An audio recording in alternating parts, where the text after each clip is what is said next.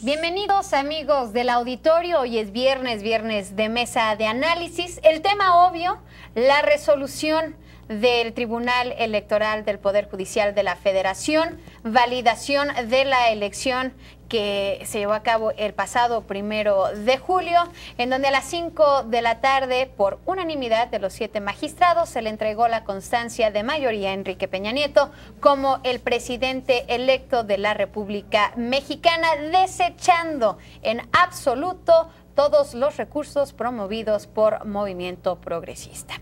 El día de hoy, como cada viernes, nos acompaña Alan Capetillo, Manuel González, Claudia Marín y su servidora Alejandra Peña, y su participación, por supuesto, es muy importante, forme parte de esta mesa de análisis. Bienvenidos todos, ya tenemos el tema puesto sobre la mesa.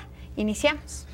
Bien, lo que vemos es esta sentencia que pone fin y, como bien lo dices, desecha la posibilidad de anular el proceso, particularmente la elección de presidente constitucional de los Estados Unidos mexicanos, y que, como bien lo mencionas, pasa pues el escalón, digamos, obligado, y es entonces que se declara ya la validez de la elección y podemos tener o podemos decir que se ha nombrado a Enrique Peña Nieto presidente de México.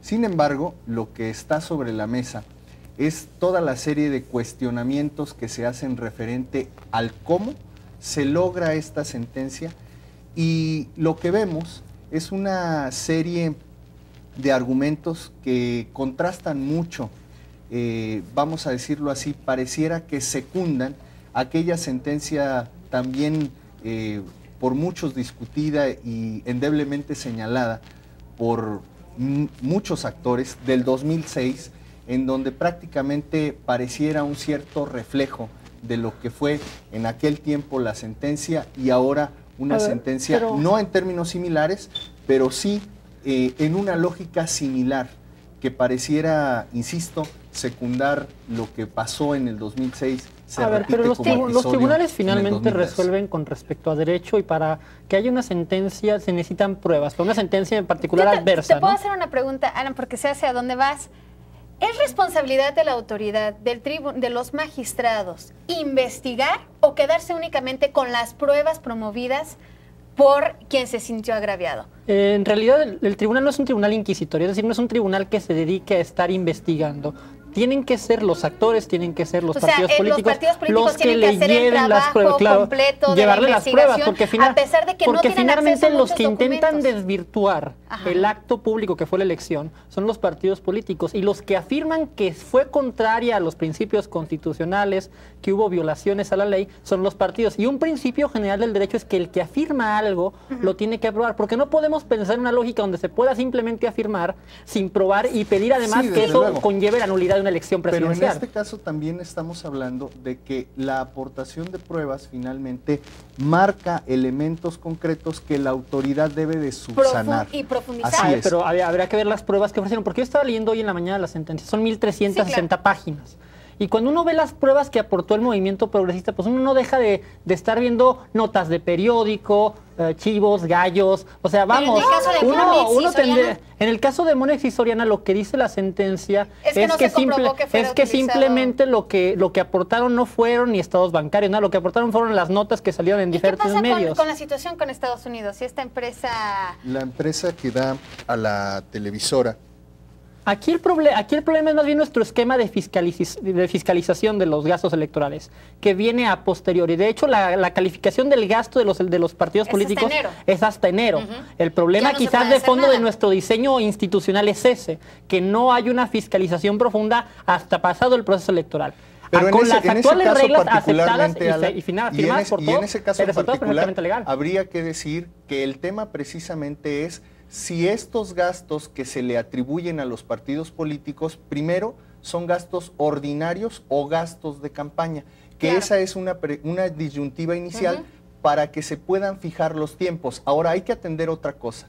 Las denuncias presentadas de manera que la autoridad debiera de investigar y que en todo caso procedieron como denuncias presentadas, tenían que haberse resuelto en un plazo que se excedió Claro. Que en este sentido, ahora mismo están todavía sin resolver y están en curso. Hay algunos argumentos recurrentes en el tribunal ahora que hace la sentencia. Y el argumento, uno de los más recurrentes es, no se impugnó en el momento que debía haberse impugnado. Y al no haberse impugnado en el momento oportuno, lleva una convalidación porque la demanda del movimiento progresista fue muy recurrente en intentar fijar condiciones de inequidad, incluso desde hace más de 5 años, casi 6 años, sí, diciendo que desde entonces se venía fraguando el complot. Pero el problema es que el derecho demanda que en algún momento se cierren capítulos, porque no podemos estar discutiendo lo que pasó hace 20, 30, 40 años, hace 5, hace 6. Y esos capítulos tienen que impugnarse las violaciones que se den en ese momento. Cuando uno lo deja pasar, uno lo convalida jurídicamente. Ahí curiosamente tenemos una cuestión que más que de forma es de fondo. Sí. Es decir, en todo caso, en esta sentencia, lo que se hace de manera general tras los argumentos es justificar que en México, en cualquier momento, si un partido ofrece dinero a cambio de una preferencia, es decir, tu capacidad como ciudadano de decidir, no es culpable de nada. Y en ese sentido es el argumento profundo. Es decir, no hay un argumento en toda la sentencia, en todo el cuerpo de la sentencia y por obviedad en el resultado, o que se vislumbre en el resultado, que tipifique de alguna manera que esto que se puede presumir, porque al final de cuentas quedó así, en términos de presunción, que no es un delito. Es decir, se está convalidando que los partidos como se llamen y los candidatos como se llamen pueden ejercer este tipo de actos pero ayer el problema es que no es comprobable. No, ayer el problema es si el derecho va a tomar definiciones jurídicas como la anulación de una elección presidencial con base en certidumbres o con base en hechos comprobados. El problema es si le podemos pedir a un tribunal que dicte una sentencia con base en algo que creemos, nos parece verosímil, cae dentro de... Pero estamos hablando de cuestiones de principios. Claro. Es que el tema recae en principios.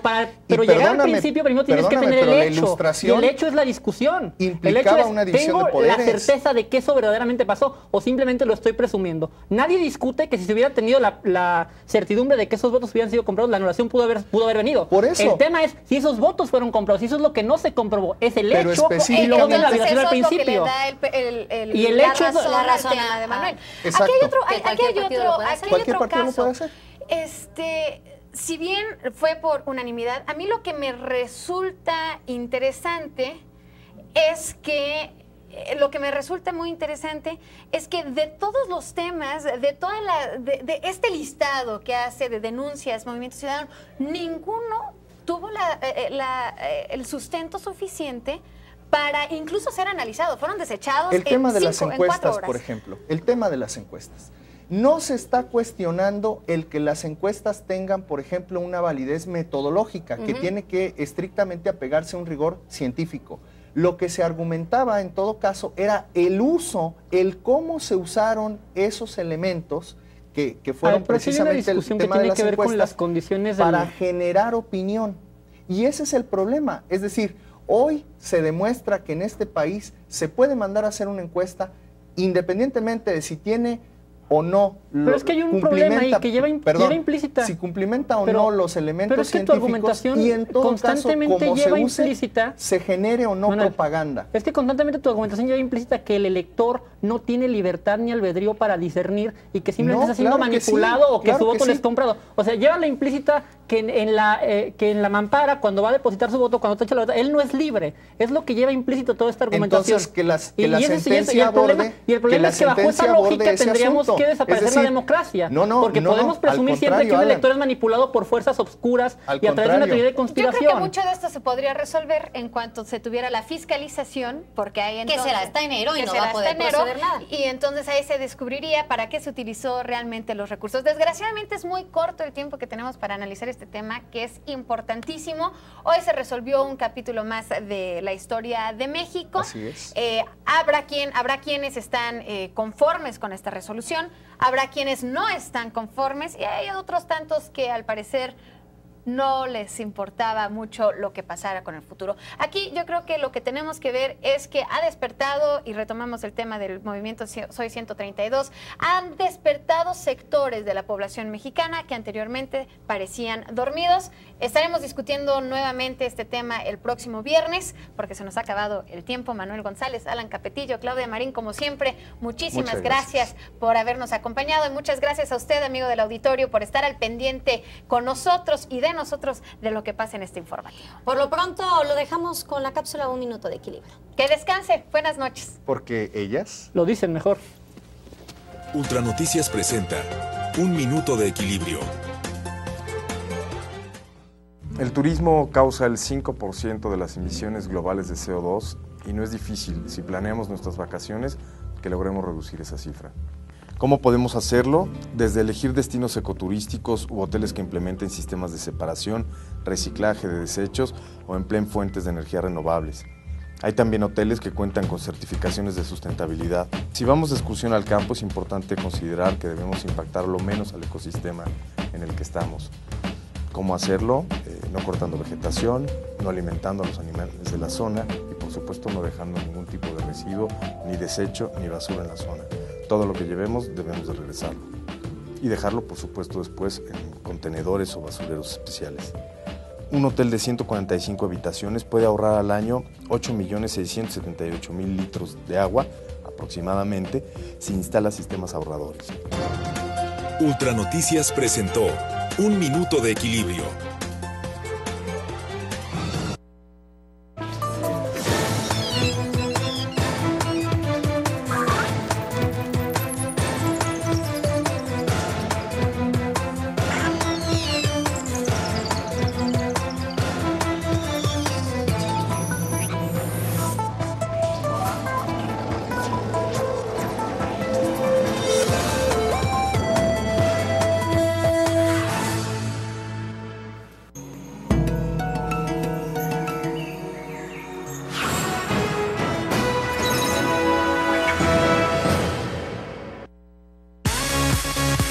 A continuación,